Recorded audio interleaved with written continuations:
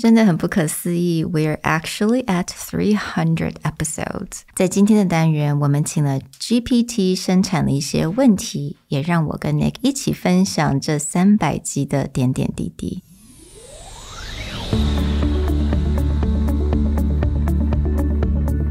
Hello, 欢迎来到 Executive Plus 主管与沟通力的 Podcast. I'm Sherry, an educator, certified coach, and style enthusiast. 我相信专业有效的沟通是语言跟逻辑的完美结合。And I'm Nick, a startup consultant, corporate trainer, and late-night gaming junkie. I believe great communication requires the right mindset and solid frameworks. 我们希望带给大家职场英语的技能、跨文化沟通技巧与其他能帮助您成为出色领导者的工具。Join us each week as we share our experience, research, and methodologies to take your communication and language skills from good to great.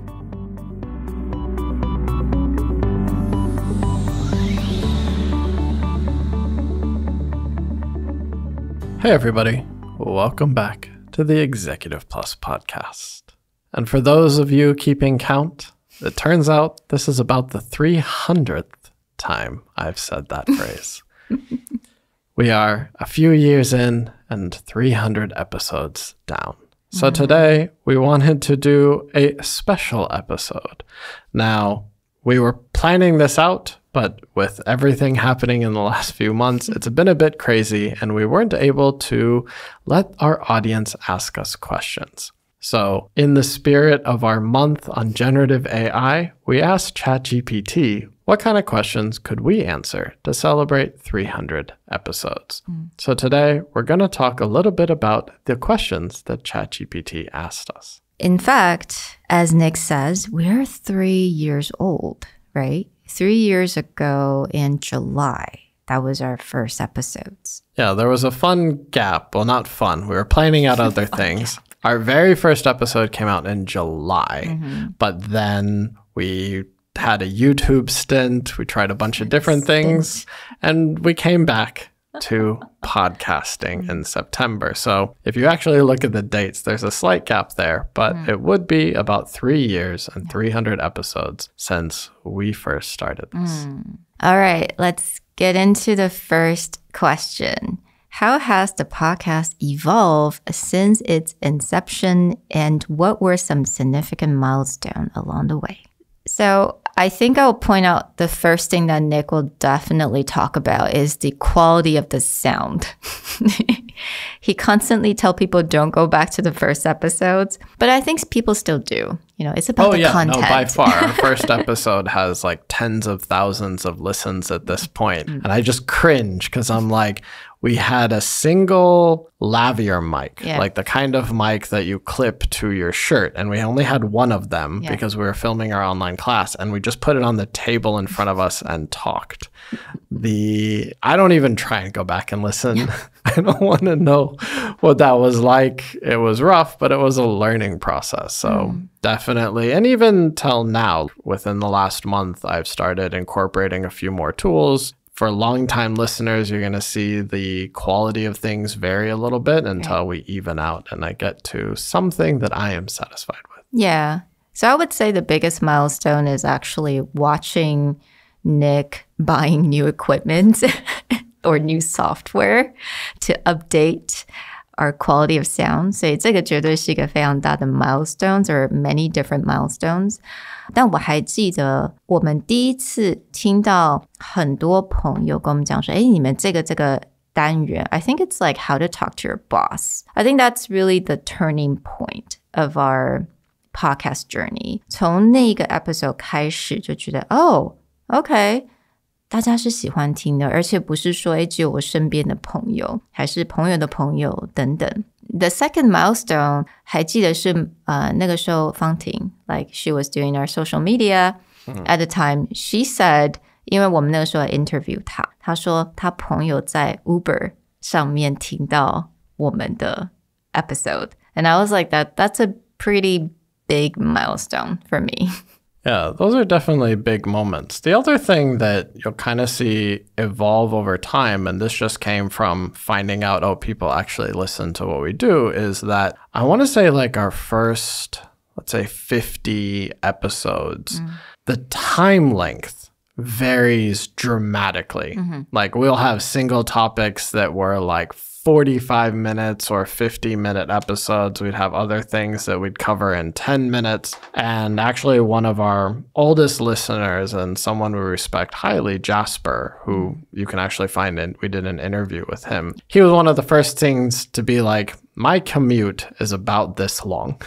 So that is the perfect time for the episode. And since that moment, like almost consistently on the regular podcast episodes, we sit within like a 15 to 20 minute range because we found that, yeah, that was the commute time of most of our listeners. Exactly. Yeah. 所以我觉得每一个 milestone 它都会给我们一点改变。Right? We kind of aim for, just like tweaked our episode length, duration, or like content a little bit. So I think every change, I'm super proud of every single little things that happened along the way. And yeah, it's crazy to think about that was 300 episodes ago. Yeah. And what's funny is when we first started this podcast, we would actually measure like milestones and downloads. Like, oh, we had our first 1,000 downloads of the podcast. And then I still have a screenshot of like our first 5,000 downloads of the podcast. And I was actually looking at the back end before this. We are probably going to hit 1 million downloads of this podcast within the next month or two. 1 million. Yeah. That's crazy. So what have been the most memorable moments or any interviews on a podcast for you? For me, interviews have always been an interesting thing. To be very honest, like interviews are way more work than a regular podcast episode. But we found consistently over time is like interviews always have a higher overall listener count. And I think people just enjoy getting the perspective of, in our case, we're not usually looking for mega celebrity interviews, but it's actually people who have found success or have built really solid careers in certain fields and getting their perspective on communication, cultural exchange. And so for me, one of the very first interviews we ever did is with Miko, one of your friends, someone who has a prominent position in a very well-known fashion company. And listening to her perspective dealing with a lot of different cultures because she has dealt with like British high-end fashion, French high-end fashion, Italian high-end fashion, and that you would assume like, oh, the fashion world, there must be certain standards. But then her talking about like, no, when you talk to British versus you talk to French, even in the same industry, how you handle that is so different. And that brings me to this point. 我觉得在每一个的 interview 当中，我们都得到了蛮多不同的灵感。Even though 其实每个 interview 的过程，我们都花了很多时间。The pre-planning 其实花很多时间。So I will come up with some question like we will gather the questions， 会提供给我们这个的 guest， 他会看一下，他可能会提供一些他的反馈，然后我们再去 schedule 一个最好的时间。And then 我们也有的时候会先 run through the question and then we'll do the interview. So a lot of times the outcome of the interview would be very different from what we thought it would be, which is absolutely fantastic actually, because that is where we get the most inspiration from. And I still remember we interviewed Stanley, who is the CEO of Kono. 那我们还 interview 他2次，因为是他第一次 interview， 他是在给我们了很多灵感，也发现我们应该有很多听众想要了解更多。Yeah, he came out with like a few books and topics that we had never talked about before, like radical candor. Yeah. And that opened up like a whole different thing to deep dive and explore. And that's the beauty of these interviews is just like as soon as you hear maybe those like little tidbits or their perspective on something, it just goes like, wow, I never thought about that. And then we can jump into it. So that's been awesome. The third question is, have there been any challenges or obstacles you've faced while producing the podcast, and how did you overcome them? For me, the biggest challenge would be not knowing what to say. 因为我随时都要去收集很多的灵感。我觉得灵感这种东西它就是很好玩。当你在逼自己说 Oh, I need to have fresh new take or I need to be inspired. If you force it, it never comes. 但如果我今天就觉得说我只是去成品走走 I'm going to find it, I'm sure of it. 那你就是已经 open your mind. Then like 100%, I will always find something unexpected. The other thing, and I think this has a lot more to do with like how platform algorithms work, etc., is when we first started this podcast, we actually would take time off during holidays. It was very early on in the podcast, but I mean, for the way that we record things, we actually record everything ahead of time. So we never record on the week of something coming out. It's usually recorded 1 or 2 weeks ahead of time. But we would also be like, oh, no one, people are traveling. They're not going to listen to the podcast. And so we would skip a few episodes. And we found that like that just did not end well as far as exposure, listenership, etc. So I think starting from episode 60 or beyond, literally there has never been a week where we didn't output the original 2 episodes. And so this has been something where it's like, yeah, sometimes you really have to plan ahead in terms of like Chinese New Year, etc. We have to record like 5 or 6 in a week. And as you said, now you have to have a stacking of ideas. You need to make sure that, even though we're going to have the podcast come out, not everyone has that commute to work. So it needs to be a topic that they can either digest quickly, or maybe if they're forcing all of their family in the car to listen to things as they drive to vacation, it needs to be a topic that's friendly to that. So it's just been an interesting dynamic of how do you make sure holiday, no holiday, sick, whatever, 2 episodes come out a week. Yeah, that's definitely been very challenging, but I definitely loved that challenge. I thought that since those couple of breaks that we took, 我们从来没有休息过. Every week you'll get 2 episodes. And now with the EPI, we got 3 episodes, right? 但是我觉得 so far, it's just in our system now. Like we're so used to it. It's just part of the muscle.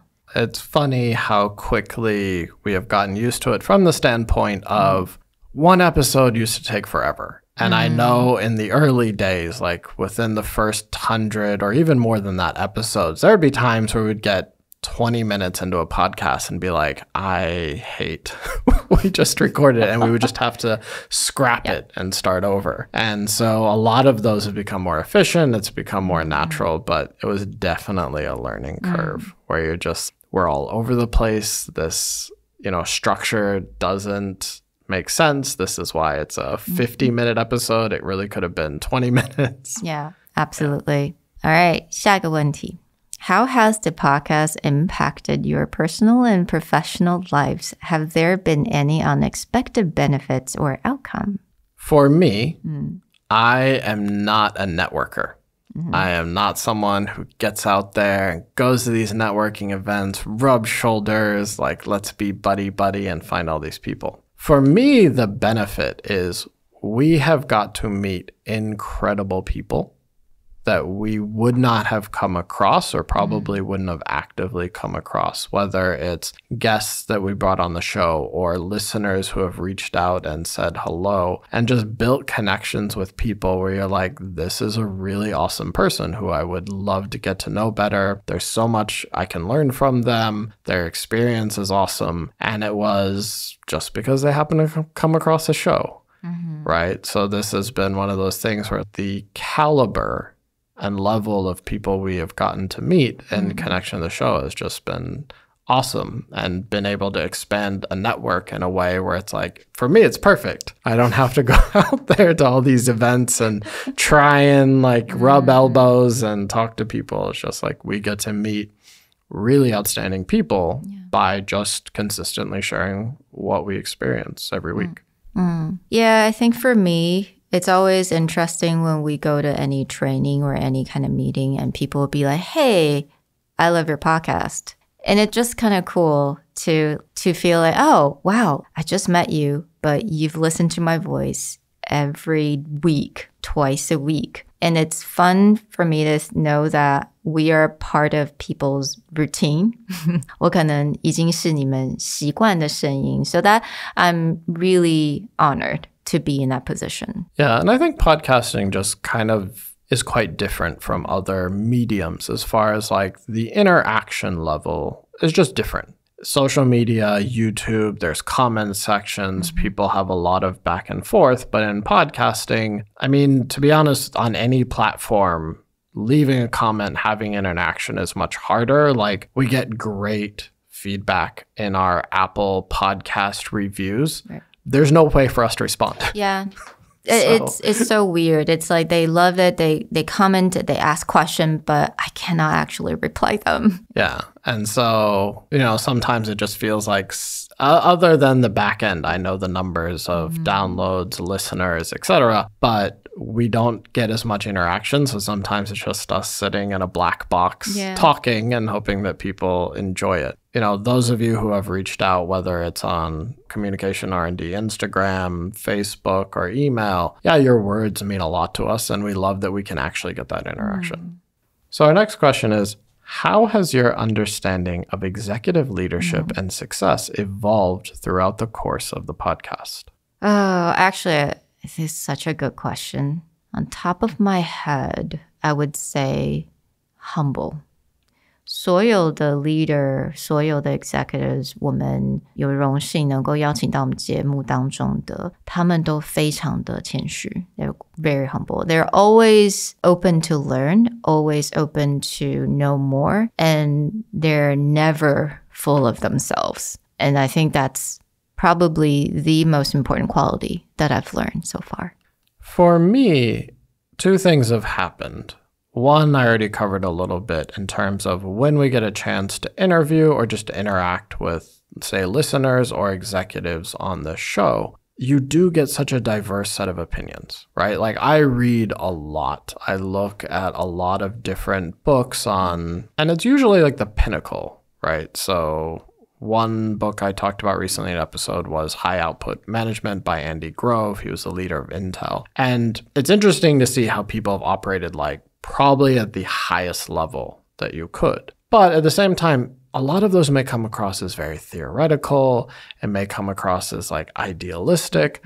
Whereas when you sit down and talk to executives and you kind of see their perspective on how they look at things, or it's more like, what are they working on today? So you brought up Stanley before, radical candor and how to use that to build cross-cultural teams. That's not something I would have naturally thought about, nor a book I probably would have picked up. But because you see people like in that environment, whether it's managers or executives or just leaders on teams, like they're trying to solve the problem that's happening to them at that time. And so you really get a sense of what kind of resources, what kind of strategies are they using. And I think that relates a lot more to directly what we're dealing with at the same time, right? This is not someone looking back at their career and then trying to pick out moments. It's someone who's like living in that moment and I am struggling with this thing, or I had to figure out this problem a couple months ago. Here's what I did. To me, that's really interesting, like real time, what's in somebody's head. The second thing would just be, and I think actually Sherry gets to do this a lot more than me, is just the range of topics that we cover and the research that you do.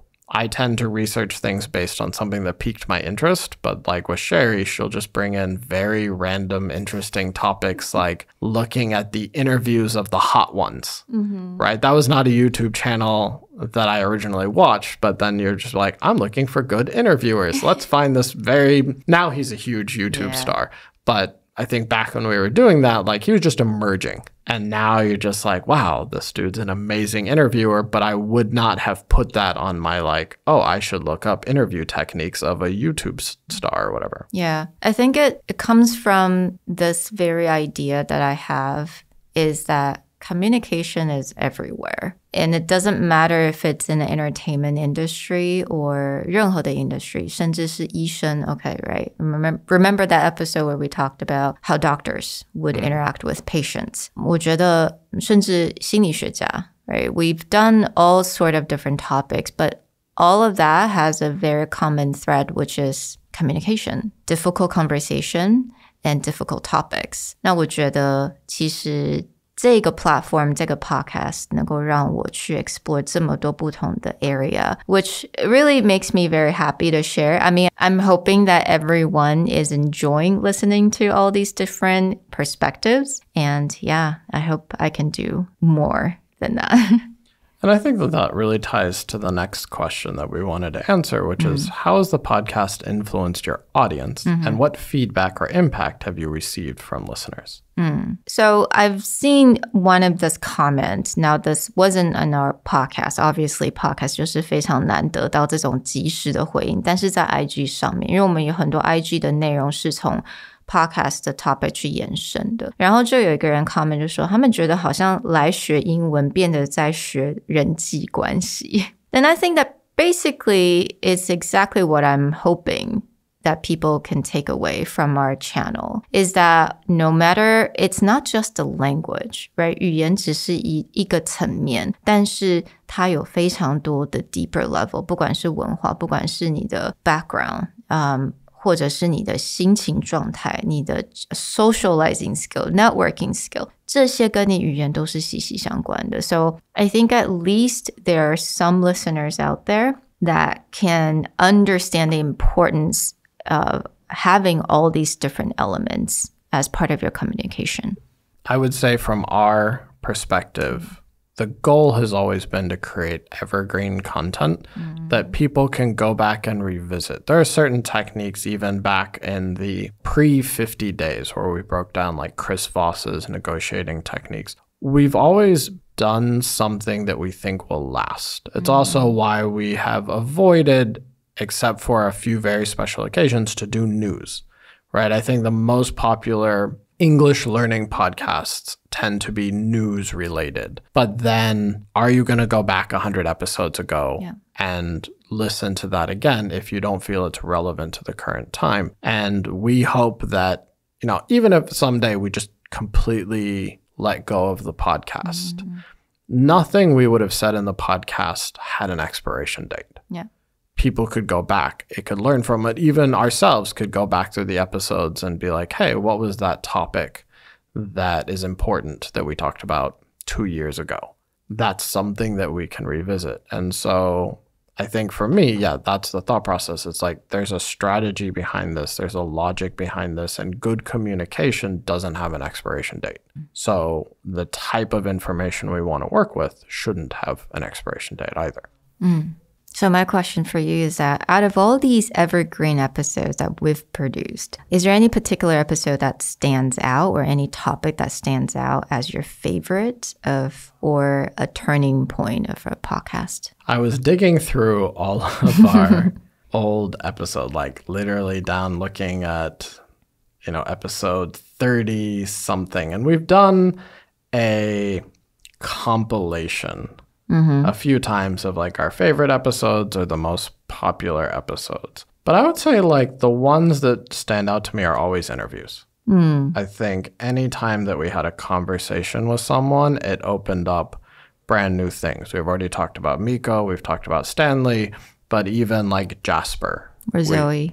Or Zoe. But it's just like in the case of Jasper, we had him on twice, I believe. But those conversations, because media is something I've never worked in. And just getting his perspective of what is a good story? How do you build a connection with someone when you're trying to do a report, especially when a lot of people are hesitant around journalists. They're like, how is this going to be portrayed? But like building rapport, getting them comfortable, how to ask questions. And for me, it was like, these are things that we all need to do on the podcast, but getting someone in the industry just to share like that has been awesome. So live lessons have been another one. I think we did our first ever live lesson as episode 100, 200 episodes ago. And we haven't done one in a while, but that one's always been fun because it's different. We talk a lot about techniques or guidelines that you can use, but how quickly someone can absorb them or the change in their communication that can happen in just like an hour is really fun to see in real time. Absolutely. What about you? So for me, and speaking of interview, I I think a lot of you guys may remember an interview we had with Gino. Right? Gino 来到我们的 studio 当中，然后我还记得有一个 opportunity， 他就说，因为他想要来教大家要怎么来很自然的念稿，就是听起来不像在念稿，但是好像很自然的这种说话方式。So he just like, let me pick up a book. And he just like randomly pick up something from the bookshelf and start reading. That's the moment that I love.Right? All these like unplanned, very spontaneous moments. 这个是我最喜欢的一个过程，因为我觉得这一些才能够带起来很多的一些 excitement. And yeah, I've always looked for something that is completely out there. You guys know me. 我最喜欢就是没有被 schedule, 没有被 plan, like completely out there. 但是可以从中也是能够得到很多的一些很有价值的 lessons. Final question. Let me ask you, looking ahead, what are your goals and aspiration for the future of Executive Plus? How do you envision the podcast evolving and continue to make an impact? I mean, the first part of this should be fairly obvious. We recently released the EP Insights, where we're really allowing the main podcast to sit on that commute timing. We hit a topic.We explored a bit within that 20-minute window. With EP Insights, as we can balance, how our very original episodes existed, where it's like we can take one idea or one topic and really, really get into it and look at the nuance, look at the tips and techniques, even explore things that we have been learning about this topic. And so that's been nice, that there's a less constraint on like, okay, I really need to get this out in about 15 minutes, or we need to have a variety of topics that we can hit. Whereas sometimes we tend to read into a certain topic and like go really deep into it. That gives us an opportunity to do it. The second thing is continuing to do what we do. I mean, I think there are certain parts that we have seen quite a bit of success. There are certain things we want to experiment with. And the nice thing is we've never let that stop us. Yeah. I mean, we're growing. We appreciate all the audience we have, but we've never felt like, oh my gosh, if I go a little bit out of the lane, that's going to break everything. We've tried to explore different topics. I think Sherry and Carol's recent design corner has been really interesting as like a new thing that we can do. And it's experiments that we get to run. Exactly. Again, 如果大家还没有听到我们 EPI episode 的话，我觉得我非常 encourage 大家能够去听听看 subscribe. It's actually quite affordable, but it just has a lot more content. 有点类似我们之前做的 premium content. 它等于说是 audio version of it. So I really encouraged you guys to go ahead and listen. 那所有已经 subscribe 的听众, thank you guys so much for your support. And in terms of the how do I envision the podcast evolving? Well, yeah, I think just same as Nick, just keep doing what we're doing. 我们从来不会看到一个数据，或者是这个 episode 好像因为这个 topic 它怎么讲播放率很高，我们就一定做这个 topic. That's just never something we do. 我们也知道我们逐渐的在很多的不同的 charts, right? Podcast charts. 其实我们都在很多 podcast charts 上面都已经出现过。But we never paid that much attention to it. 那个绝对不是我们的目标。And I like that. I like that mentality that we have because that always drives me to be better, not because of the end goal. It's just to share more information with you guys. And that would also be our last request to you, our audience, which is as we go into the next generation of our podcast, what do you want to see? What are topics we haven't covered? What are formats that you loved from before? And what matters to you? Definitely reach out to us on any social media, Communication R&D, Instagram, Executive Plus on Facebook, or any other place that you can find us. And also, we let ChatGPT ask us questions this time. But if there are any burning questions or anything you would like to know, definitely find a way, ask your question, and we will respond. We want to thank you guys again so much for supporting us through 3 years and 300 episodes. It's been amazing. We'll talk to you guys next time. Bye. Bye.